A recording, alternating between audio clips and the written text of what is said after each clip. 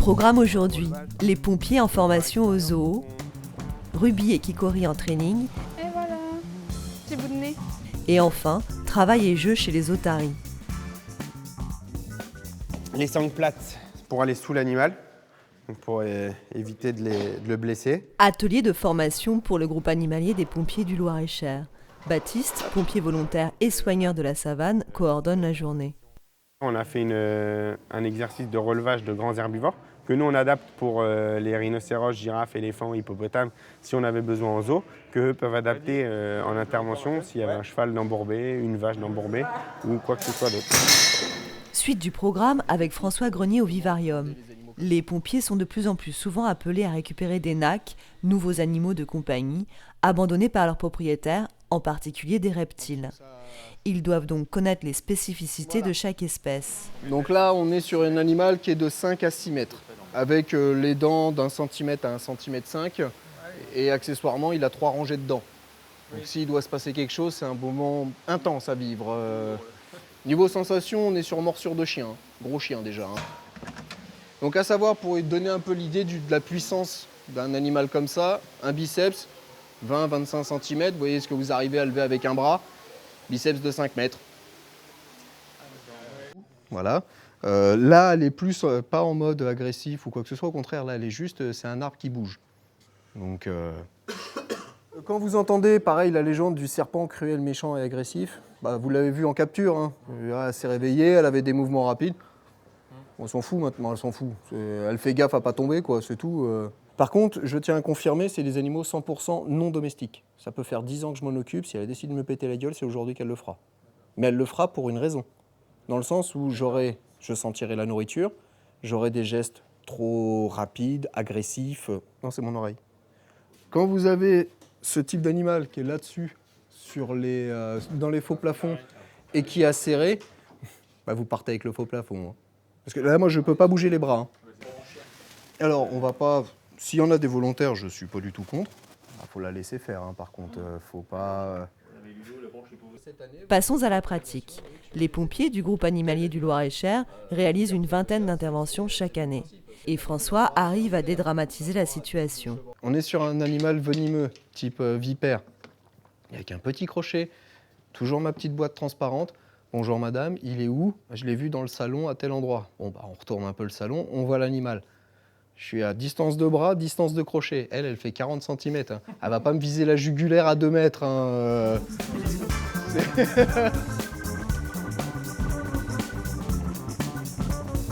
Allez Ruby. Séance hebdomadaire de training pour Ruby, femelle d'Androlag. Non. De ce côté là. Elle porte son petit dans la poche, un mâle prénommé Kikori, et n'est pas très à l'aise dans ses déplacements. Marche arrière. Kikori a 8 mois et ne parvient plus à entrer intégralement sa queue dans la poche maternelle. Voilà. On arrive avec leur consentement à leur couper les griffes sans les endormir. Et après on essaye aussi plusieurs exercices, les prises de sang, voilà c'est le début encore. On fait par exemple on va toucher les paupières si jamais il y a des poussières, s'il faut leur mettre des gouttes, les oreilles aussi. On leur touche un peu tout le corps si jamais il y a une plaie, s'il faut mettre de la crème ou quoi. Allez, on se met en place, voilà. Nickel. Et voilà, petit bout de nez. Depuis qu'il a la tête qui sort, on l'habitue à nous. Comme ça, après, ce sera un parfait élève pour le training.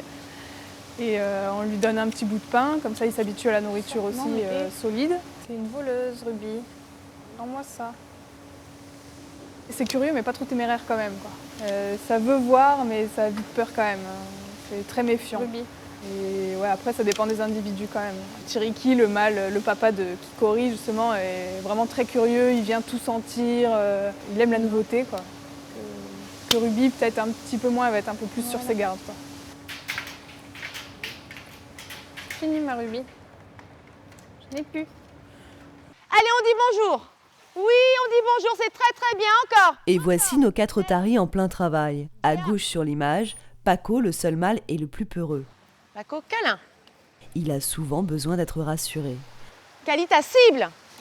Kali, plus avancée en travail, est très intelligente, mais a un fort caractère. Il faut donc savoir la prendre. Saute. Pour Nell, la dynamique, il faut que ça bouge.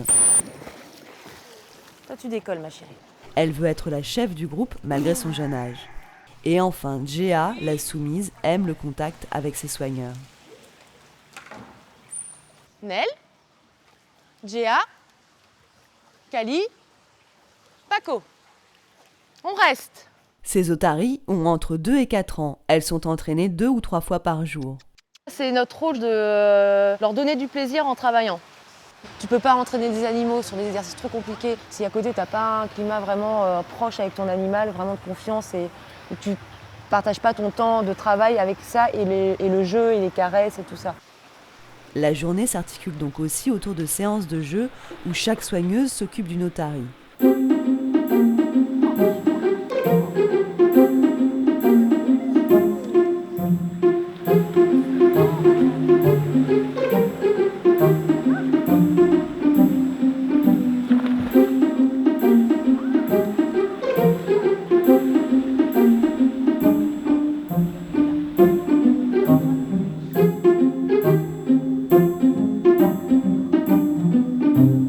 C'est du relationnel, des sensibilisations, c'est travail et jeu en même temps. Le principe pour nous, c'est d'instaurer un climat de confiance déjà avec l'animal. Et à Djéa, par exemple, avant, elle n'aimait pas qu'on lui touche les nageoires caudales quand elle était en position allongée sur le sol. À force de faire des papouilles, de jouer comme ça, au bout d'un moment, on peut lui attraper les nageoires caudales et elle va pas s'en rendre compte et puis elle va commencer à apprécier ça. Mais le travail des soigneuses passe aussi par l'observation du comportement des otaries entre elles.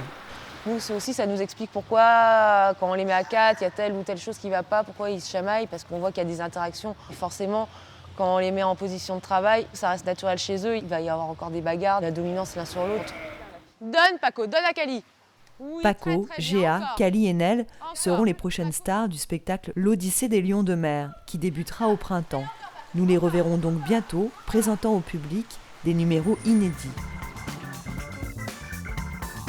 Au prochain épisode, nous voyagerons à Djibouti à la découverte d'un programme de conservation coordonné par l'association Beauval Nature.